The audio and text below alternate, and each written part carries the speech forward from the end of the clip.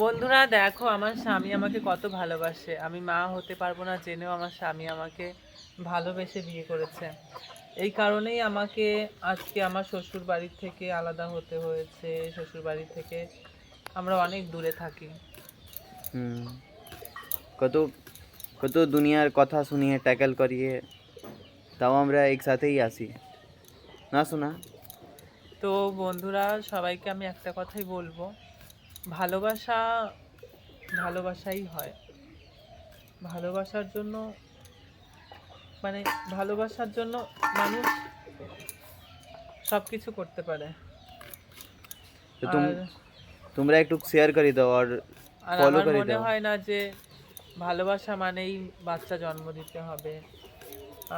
যে বাচ্চা জন্ম দিতে পারে না তার জীবনে কি ভালোবাসা হতে পারে? না, অবশ্যই হতে পারে। তো তোমরা যারা যেসব মহিলাদের বাচ্চা হয় না তাদের নিয়ে অনেক রকমের কথা বলো, প্লিজ এরকম বলো না, ওদেরও কষ্ট হয়। দেখো আমার স্বামীকে আমাকে কত ভালোবাসে।